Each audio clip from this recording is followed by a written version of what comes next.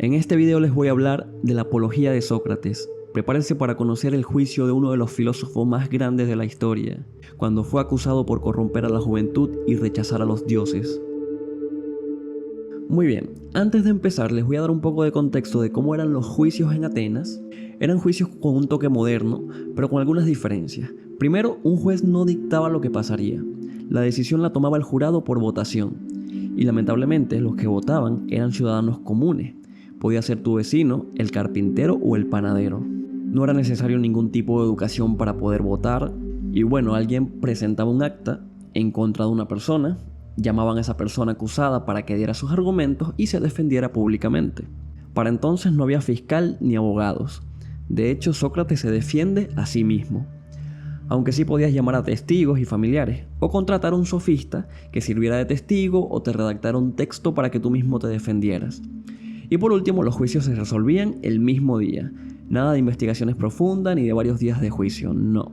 Y bueno, estos juicios eran, por así decirlo, una batalla de labia y poder. Si sabías defenderte y tenías buena oratoria, podías salir ganando aunque fueses el culpable. Si eras una figura pública, podías tener más influencia. Y bueno, aquí todo podía perjudicarte o ayudarte. Si un vecino de Atenas te debía plata y estaba ahí en el jurado, ese hombre iba a votar en tu contra para que te condenaran.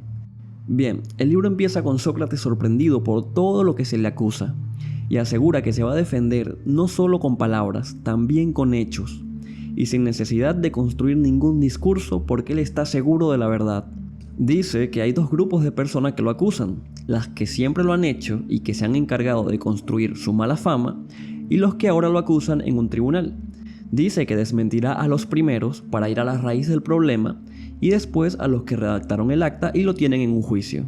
Los primeros llevan años señalándolo, diciendo que hay un tal Sócrates que se mete donde no le importa, que se encarga de las cosas celestes y que investiga todo lo que hay bajo la tierra, y hace más fuerte el argumento más débil.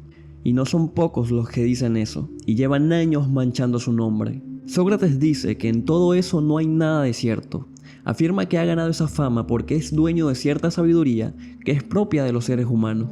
Y para demostrarlo, nos contará un testimonio de su amigo Querefonte. Su amigo fue al oráculo de Delfos.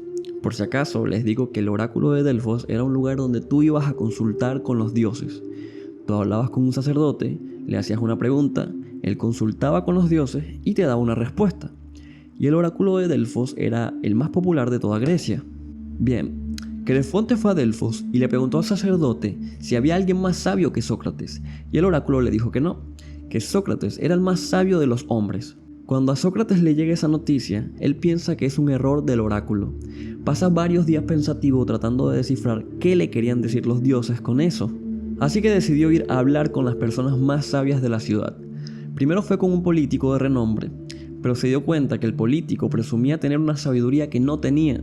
Entonces dijo: ninguno de los dos sabemos nada, pero yo soy el más sabio, porque por lo menos lo reconozco. Sócrates se dio cuenta que quienes se jactaban de ser los más sabios eran los que carecían de sabiduría, pero no se rindió en su búsqueda. Así que decidió visitar a los poetas, y notó que mucho de lo que decían, por muy bello que se escuchara, no estaba dotado de sabiduría, y que muchas veces lanzaban palabras al aire sin ningún sentido. Luego fue con los artesanos y pasó exactamente lo mismo. A pesar de que tenían mucha habilidad, se jactaban de una sabiduría que no poseían. Hago una pausa para recordarles que todo esto que les estoy contando, Sócrates se lo está contando al jurado para argumentar de dónde viene su sabiduría. Bien, a la conclusión que llegó Sócrates fue que el oráculo no se equivocó. Él sí era el más sabio, pero lo era porque era consciente de que no sabía nada, de que solo los dioses saben cosas, y entonces los dioses, al ver que él es consciente de eso, lo nombraron el más sabio, y que las personas que lo acusan de toda la vida son defensores de los políticos, los poetas y los artesanos, que creen saberlo todo. Bien, ahora Sócrates pasará a dirigirse y argumentar en contra de los que hicieron un acta y lo acusaron en un tribunal, que por cierto son tres: Meleto, Anito y Licón, siendo el principal responsable Meleto. Sócrates se va a defender de dos afirmaciones en su contra. La primera es corromper a la juventud y la segunda de no reconocer a los dioses. Ok, de corromper a la juventud, Sócrates primero niega hacerlo y luego dice que es una acusación personal y que nada le importa a Meleto si corrompen a la juventud o no. De hecho, Meleto lo coloca como el único capaz de hacerlo. Al final, Sócrates le dice con sarcasmo las siguientes palabras: tanto se nota tu preocupación por educar a los demás, que nunca te acercaste a corregirme, sino que decidiste traerme directamente a un tribunal. Y ahora la segunda acusación, que es negar a los dioses griegos. Este diálogo es simple.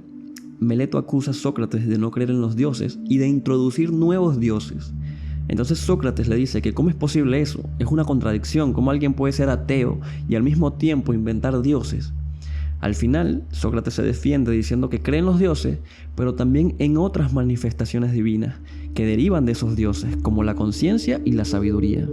Muy bien, ya en ese punto Sócrates se defendió de los que siempre le han dado mala fama y de los que lo acusaron en un tribunal.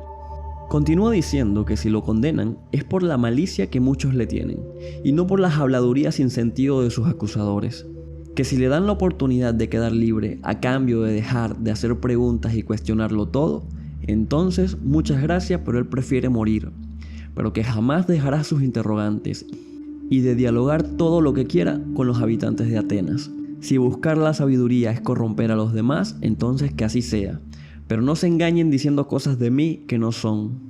También dice que no les conviene matarlo, porque difícilmente encontrarán a otro hombre como él y pasarán el resto de sus vidas tranquilos sin que nadie los perturbe, a no ser que los dioses, preocupados, les manden a otro como yo.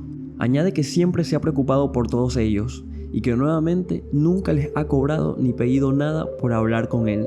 Sócrates deja bien claro que nunca haría una injusticia y que preferiría la muerte antes que eso. Bien, ya a este punto hacen las votaciones y Sócrates pierde. Él dice que le sorprende que hayan tantas votaciones a su favor. Creyó que perdería por mucha más diferencia. Bien, aquí voy a hacer una pausa para explicar cómo funcionaban las sentencias en ese entonces.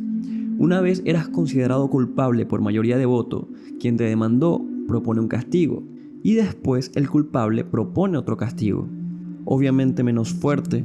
Luego nuevamente el jurado votaba por alguno de los dos castigos. Meleto pidió la pena de muerte para Sócrates y Sócrates propuso que como él no había hecho nada malo, su castigo debería ser mantenido por el Estado, porque lo único que había hecho todo este tiempo es despertar la sabiduría de los ciudadanos, aunque después Sócrates propuso pagar una multa. Pero bueno, igual la mayoría votó por la pena de muerte. Sócrates afirmó que todo lo que le estaba pasando era una prueba a sus ideales y que una vida sin pruebas no merecía ser vivida por ningún hombre. Ok, a pesar de que ya había sido sentenciado, aún no se llevaría a cabo su condena, así que aprovechó para hablar con sus amigos acerca de la muerte. Sócrates dice que podrían pasar dos cosas: o bien no hay nada después de la muerte y así él puede descansar, o el alma sigue viva, y que ambos finales eran buenos. No tengo nada más que decir, ya es la hora de partir, yo a morir y ustedes a vivir.